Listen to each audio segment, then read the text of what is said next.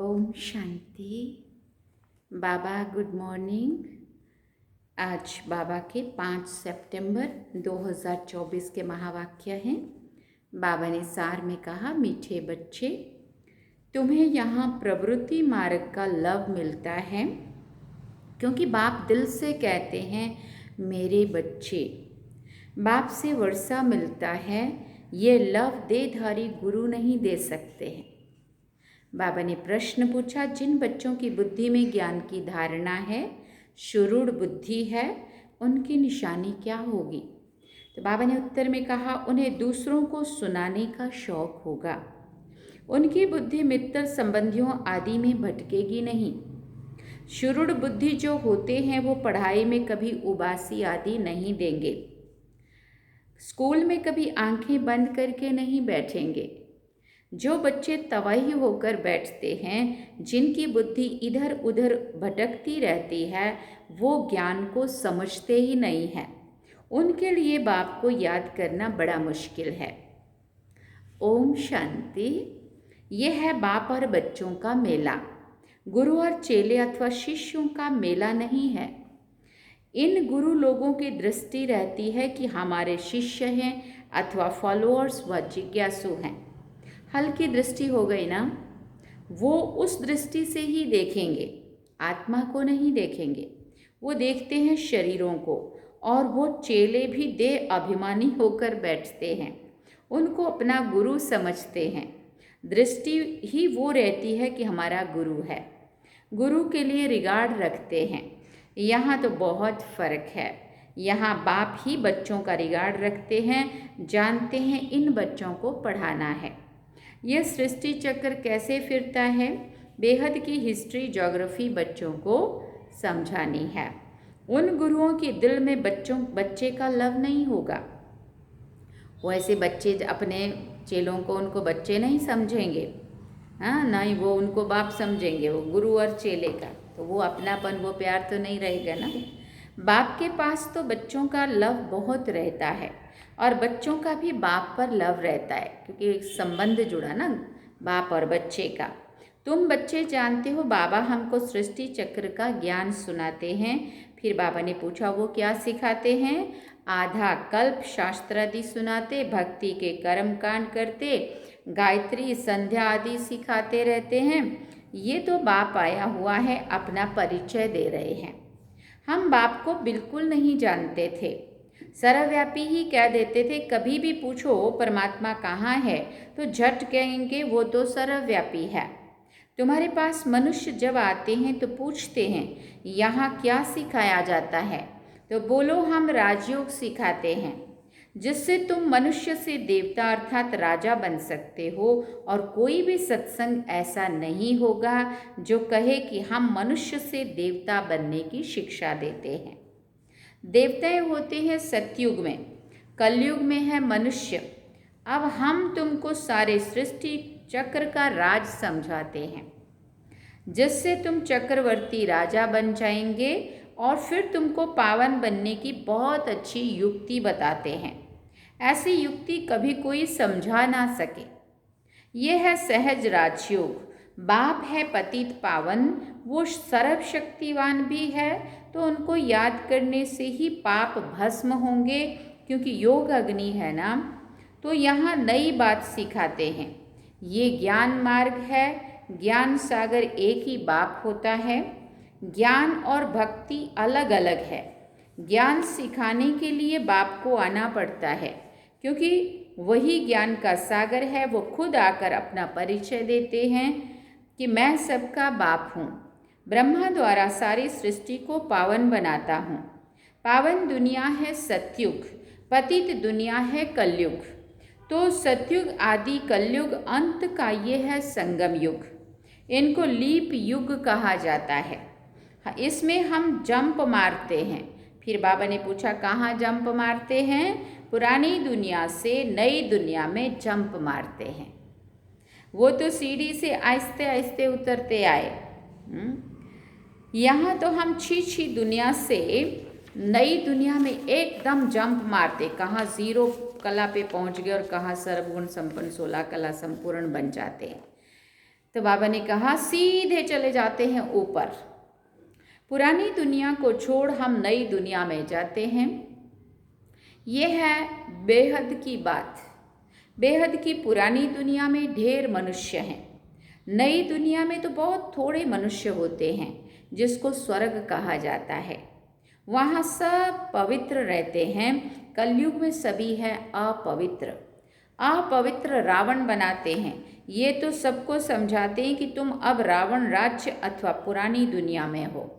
असल में राम राज्य में थे, जिसको स्वर्ग कहा जाता था। फिर कैसे 84 का चक्र लगाकर नीचे गिरे हो, सो तो हम बता सकते हैं। जो अच्छे समझदार होंगे वो झट समझेंगे। जिसको बुद्धि में नहीं आएगा वो तो तवाई मिसल इधर उधर देखते रहेंगे, अटेंशन से सुनेंगे भी नहीं। कहते हैं ना, तुम तो जैसे तवाई हो। जो कोई अगर सही से ना सुन रहा हो तो क्या कहते, तो क्या तवाई होकर बैठा है। सन्यासी लोग भी जब कथा बैठ सुनाते हैं तो कोई झुटका खाते हैं या अटेंशन और तरफ चला जाता है, तो अचानक उनसे पूछते हैं क्या सुनाया। स्कूल में भी ऐसा ही होता था ना, अगर बच्चे इधर उधर देख रहे हैं, पढ़ाई में ध्यान नहीं है, टीचर को तुरंत पता चलता है और टीचर उसी को ही खड़ा करके पूछता है, बोल क्या पढ़ रहा था अभी, क्या सुनाया मैंने, है ना। तो बाबा कहते बाप भी सबको देखते रहते हैं, कोई तवाई होकर तो नहीं बैठे हैं। अच्छे शुरूढ़ बच्चे जो होते हैं वो पढ़ाई में कभी उबासी आदि नहीं लेंगे। स्कूल में कभी कोई आंखें बंद करके बैठें, ये तो कायदा ही नहीं है। कुछ भी ज्ञान को समझते नहीं हैं। बाप को याद करना उन्हों के लिए बड़ा मुश्किल है। फिर पाप कैसे कटे। शुरूढ़ बुद्धि तो अच्छी रीति धारण कर औरों को सुनाने का शौक रखते हैं। ज्ञान नहीं है तो बुद्धि मित्र संबंधियों की तरफ भटकती रहती है। यहाँ तो बाप कहते हैं और सब कुछ भूल जाना है, पिछाड़ी में कुछ भी याद ना आए। बाबा ने सन्यासियों आदि को देखा हुआ है जो पक्के ब्रह्म ज्ञानी होते हैं। सवेरे ऐसे बैठे बैठे ब्रह्ममय तत्व को याद करते करते शरीर छोड़ देते हैं।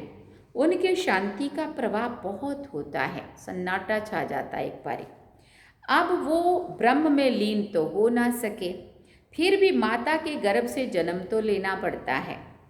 बाप ने समझाया है वास्तव में महात्मा तो श्री कृष्ण को कहा जाता है। मनुष्य तो बिगर अर्थ समझे ऐसे ही कह देते हैं। बाप समझाते हैं श्री कृष्ण है संपूर्ण निर्विकारी, परंतु उनको सन्यासी नहीं देवता कहा जाता है। सन्यासी कहना व देवता कहना उनका भी अर्थ है।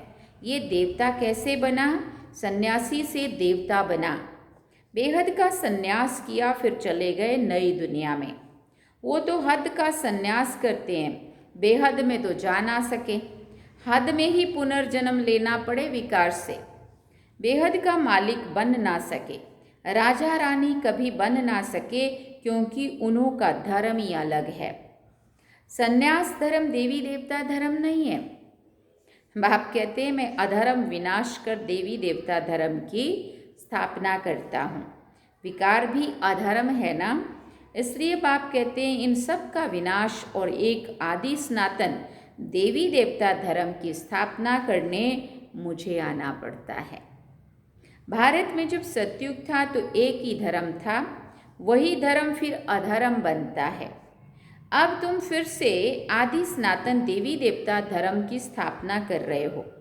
जो जितना पुरुषार्थ करेंगे उतना ऊंच पद पाएंगे। अपने को आत्मा निश्चय करना है। भले गृहस्थ व्यवहार में रहो, उसमें भी जितना हो सके उठते बैठते ये पक्का करो। जैसे भक्त लोग सवेरे उठकर एकांत में बैठकर माला जाप करते हैं, तुम तो सारे दिन का हिसाब निकालते हो। फलाने समय इतनी याद रही, सारे दिन में इतना समय याद रही, टोटल निकालते हो। वो तो सवेरे उठकर माला फेरते हैं, भले कोई सच्चे भक्त नहीं होते हैं। कईयों की बुद्धि तो बाहर कहाँ कहाँ भटकती रहती है। अभी तुम समझते हो भक्ति से फ़ायदा कुछ भी मिलना नहीं है। ये तो है ज्ञान जिससे बहुत फ़ायदा होता है। अभी तुम्हारी है चढ़ती कला, बाप घड़ी घड़ी कहते हैं मन मना भव। गीता में भी अक्षर है परंतु उसका अर्थ कोई भी सुना नहीं सकेंगे, जवाब देना आएगा ही नहीं। वास्तव में उसका अर्थ लिखा हुआ भी है, अपने को आत्मा समझ दे के सब धर्म छोड़ मामेकम याद करो। भगवान उवाच है ना, परंतु उनकी बुद्धि में है श्री कृष्ण भगवान। वो तो देहधारी पुनर्जन्म में आने वाला है ना, उनको भगवान कैसे कह सकते हैं। तो सन्यासी आदि किसी की भी दृष्टि बाप और बच्चों की नहीं हो सकती है। भले गांधी जी को बापूजी कहते थे, परंतु बाप बच्चे का संबंध नहीं कहेंगे।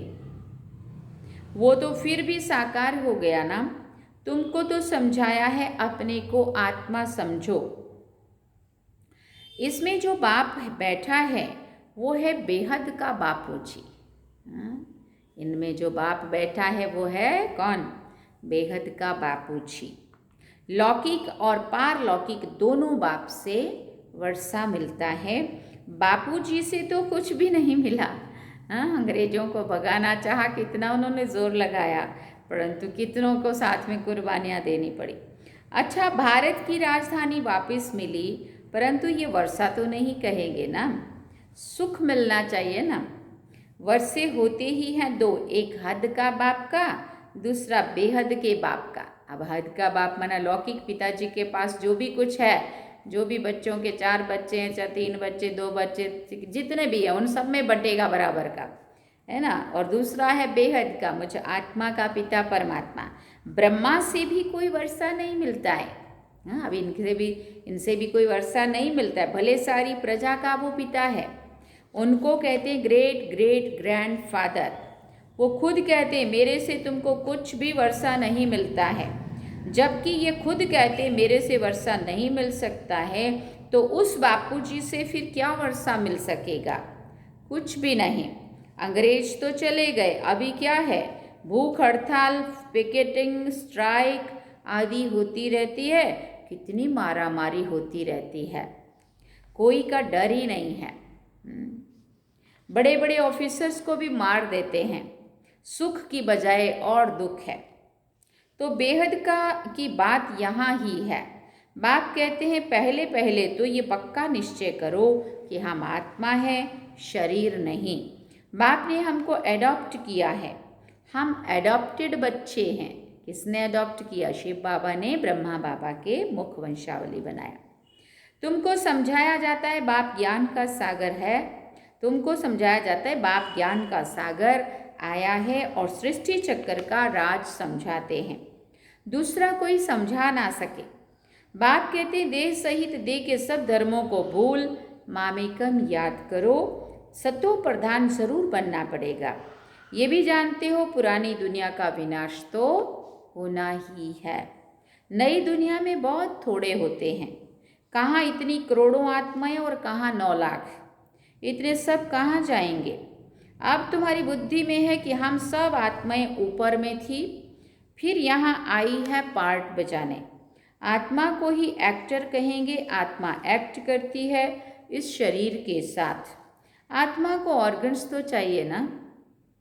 आत्मा कितनी छोटी है, 84 लाख जन्म तो है नहीं। हर एक अगर 84 लाख जन्म ले, फिर पार्ट रिपीट कैसे करेंगे? याद नहीं रह सकता, स्मृति से बाहर चला जाए। अब देखो 5000 साल की बात है, तो यही स्मृति में नहीं है, अभी बाबा ने आके याद दिलाया। लाखों वर्ष हो तो क्या होगा? इसलिए बाबा कहते 84 जन्म भी तुमको याद नहीं रहते, भूल जाते हो। अब तुम बच्चों को बाप को याद कर पवित्र जरूर बनना है। इस योग अग्नि से विक्रम विनाश होंगे, ये भी निश्चय है। बेहद के बाप से बेहद का वर्षा हम कल्प कल्प लेते हैं। अब फिर स्वर्गवासी बनने के लिए बाप ने कहा है कि मामेकम याद करो, क्योंकि मैं ही पतित पावन हूँ। तुमने बाप को पुकारा है ना, तो अब बाप आए हैं पावन बनाने। पावन होते हैं देवता, पतित होते हैं मनुष्य। पावन बनकर फिर शांति धाम में जाना है। तुम शांति धाम जाना चाहते हो या सुख धाम आना चाहते हो? बाबा पूछ रहे हैं। सन्यासी तो कहते सुख काग विष्ठा के समान है, हमको तो शांति चाहिए। वो तो सतयुग में कभी आ नहीं सकेंगे। सतयुग में था प्रवृत्ति मार्ग का धर्म। देवताएं निर्विकारी थे, वही पुनर्जन्म लेते लेते पतित बनते हैं। अब बाप कहते हैं निर्विकारी बनना है तो स्वर्ग, निर्विकारी बनना है, स्वर्ग में चलना है तो मुझे याद करो तो तुम्हारे पाप कट जाएं, पुण्य आत्मा बन जाए, फिर शांति धाम सुख धाम में जाएंगे। वहाँ शांति भी थी, सुख भी था। अभी दुख धाम है, अभी ना शांति है ना सुख है। फिर बाप आकर सुख धाम की स्थापना करते हैं। फिर बाबा ने कहा दुख धाम का विनाश, चित्र भी सामने है। बोलो अभी तुम कहाँ खड़े हो, पूछना है उनको कि अभी तुम कहाँ खड़े हो। अभी है कलयुग का अंत, विनाश सामने खड़ा है, बाकी जाकर थोड़ा टुकड़ा रहेगा। इतने खंड तो वहाँ होते नहीं हैं। ये सब वर्ल्ड की हिस्ट्री ज्योग्राफी बापी बैठ समझाते हैं। ये पाठशाला है। भगवान उवाच, पहले पहले बाप का परिचय देना पड़ता है। अभी कलयुग है, फिर सतयुग में जाना है। वहाँ तो सुख ही सुख होता है। एक को याद करना वो है अव्यभिचारी याद। शरीर को भी भूल जाना है। शांति धाम से आए हैं, फिर शांति धाम में जाना है। वहाँ पतित कोई भी जा ना सके। बाप को याद करते करते पावन बन तुम मुक्ति धाम में चले जाएंगे। ये अच्छी रीति बैठ समझाना पड़ता है। आगे इतने सब चित्र थोड़ी थे, बिगर चित्र भी नटशेल में समझाया जाता था। इस पाठशाला में मनुष्य से देवता बन जाना है। ये है नई दुनिया के लिए नॉलेज। ये है नई दुनिया के लिए नॉलेज। वो बाप ही देंगे ना। तो बाप की दृष्टि रहती है बच्चों पर। हम आत्माओं को पढ़ाते हैं, तुम भी समझाते हो। बेहद का बाप हमको समझाते हैं। उनका नाम है शिव बाबा। सिर्फ बेहद का बाबा कहने से भी मूंझ जाएंगे, क्योंकि बाबाएँ भी बहुत हो गए हैं, है ना। वो देधारी गुरु को भी बाबा बाबा कहते हैं ना। यहाँ देधारी गुरु की बात नहीं है, तो निराकार बाबा की बात है। परंतु बाबा तो बाबा ही है ना। तो जब हम बाबा कहेंगे तो वो देधारी गुरु भी समझ सकते हैं। म्यूनिसिपैलिटी के मेयर को भी कहते हैं बाबा। बापू कहते हैं ना कई। बाप कहते हैं मैं इसमें आता हूँ तो भी मेरा नाम शिव ही है, क्योंकि उन्होंने जन्म तो नहीं लिया, प्रवेश किया, तो मेरा नाम तो शिव ही है। इसीलिए बाबा को सदा शिव कहा, क्योंकि वो जन्म मरण के चक्कर में तो आते नहीं है जो नाम बदले, है ना। देह के ऊपर तो नाम है ही नहीं ना उनका। कर्तव्यवाचक नाम है, गुणवाचक नाम है ना। परंतु मूल नाम सदा शिव है। मैं इस रथ द्वारा तुमको नॉलेज देता हूँ। इनको एडॉप्ट किया है। इनका नाम रखा है प्रजापिता ब्रह्मा। इनको भी मेरे से वर्षा मिलता है। हाँ, इनको भी मेरे से वर्षा मिलता है। अच्छा, मीठे मीठे सिकिल दे बच्चों प्रति माता पिता बाप दादा का याद, प्यार और गुड मॉर्निंग। रूहानी बाप की रूहानी बच्चों को नमस्ते। हम रूहानी बच्चों की रूहानी माता पिता बाप दादा को दिल व जान सिक व प्रेम से याद, प्यार, गुड मॉर्निंग, नमस्ते, थैंक यू बाबा, शुक्रिया बाबा। धारणा के लिए मुख्य सार है। पहला पॉइंट, अभी पुरानी दुनिया से नई दुनिया में जंप देने का समय है। इसलिए इस पुरानी दुनिया से बेहद का संन्यास करना है। इसे बुद्धि से भूल जाना है। क्या करना है? अभी पुरानी दुनिया से नई दुनिया में जंप देने का समय है। इसलिए इस पुरानी दुनिया से बेहद का संन्यास करना है। इसे बुद्धि से भूल जाना है। दूसरी बात, पढ़ाई पर पूरा अटेंशन देना है। स्कूल में आंखें बंद करके बैठना ये कायदा नहीं है। ध्यान रहे पढ़ाई के समय, बुद्धि इधर उधर ना भटके। उबासी ना आए, जो सुनते जाए वो धारणा होता जाए, धारण होता जाए, जो सुनते जाएं वो धारण होता जाए। देखो कितने दिन से बाबा ये बात पक्की करा रहे हैं। ये स्कूल है और स्कूल में पढ़ाई के समय आंखें बंद करके नहीं बैठते हैं, तो आंखें खोल कर बैठना है। ये हम आंखें बंद करके बैठने का कायदा नहीं है, क्योंकि ये तो पढ़ाई है ना। तो पढ़ाई में ध्यान रहे, पढ़ाई के समय बुद्धि इधर उधर ना भटके, उबासी ना आए, जो सुनते जाएं वो धारण होता जाए, बस अंदर उतरता जाए। जितना अटेंशन देंगे उतना अंदर जाएगी बात। वरदान में बाबा ने कहा, रूहानी नशे द्वारा पुरानी दुनिया को भूलने वाले स्वराज्य अधिकारी सो विश्व राज्य अधिकारी भव। रूहानी नशे द्वारा पुरानी दुनिया को भूलने वाले स्वराज्य अधिकारी सो विश्व राज्य अधिकारी भव। संगम युग पर जो बाप के वर्षे के अधिकारी हैं वही स्वराज्य और विश्व राज्य अधिकारी बनते हैं। आज स्वराज्य है, कल विश्व का राज्य होगा। आज कल की बात है। ऐसी अधिकारी आत्मा रूहानी नशे में रहती है और नशा पुरानी दुनिया सहज ही भुला देता है। अधिकारी कभी कोई वस्तु के, व्यक्ति के संस्कार के अधीन नहीं हो सकते। उन्हें हद की बातें छोड़नी नहीं पड़ती, स्वतः ही छूट जाती है। स्लोगन में बाबा ने कहा, हर सेकंड, हर श्वास, हर खजाने को सफल करने वाले ही सफलता मूर्त बनते हैं। हर सेकंड, हर श्वास, हर खजाने को सफल करने वाले ही क्या बनते हैं? सफलता मूर्त बनते हैं। ओम शांति।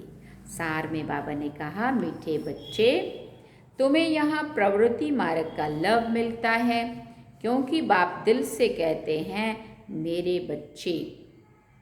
बाप से वर्षा मिलता है, ये लव देहधारी गुरु नहीं दे सकते। जो बाप बाबा से प्यार मिलता है ना, बच्चे बच्चे कह के, वो तो कोई देहधारी गुरु नहीं दे सकते। अच्छा, ओम शांति। ये थे बाबा के आज के महावाक्य जो हम सभी ने सुने। अब हम चलते हैं बाबा की याद में। आपने देखा होगा आज शुरू में भी गीत नहीं बजा है, क्योंकि उसमें कॉपीराइट आ रहा है। तो अभी मुझे लगता है कि वो लोगों को ऐसा लगता है कि गीत तो किसी और का है, तो ब्रह्मा कुमारी इसका ही गीत है, नहीं कॉपीराइट तो नहीं आना चाहिए, क्योंकि संस्था तो हमारी है और गीत भी हमारे लोगों ने गाए हैं। परंतु हो सकता है कि ये पर्सनल चैनल है तो ब्रह्मा कुमारी सी, छोटा उदयपुर है और है भी वो उसकी ब्रांच है, लेकिन फिर भी उसमें कॉपीराइट क्यों आ रहा है पता नहीं। तो इसलिए हमने उसको आज गीत नहीं बजाया। अब देखते हैं कॉपीराइट क्यों आ रहा होगा वो, और तो क्यों आना चाहिए। मुरली तो हम खुद बाबा की सुना रहे हैं, इसलिए वो कॉपीराइट की वजह से आज गीत नहीं बजाया। अब देखते हैं आज क्या आता है। तो बाबा को फिर भी थोड़ी देर याद करके और फिर मुरली शुरू करना। चलिए अब हम चलते हैं बाबा की याद में। ओम शांति।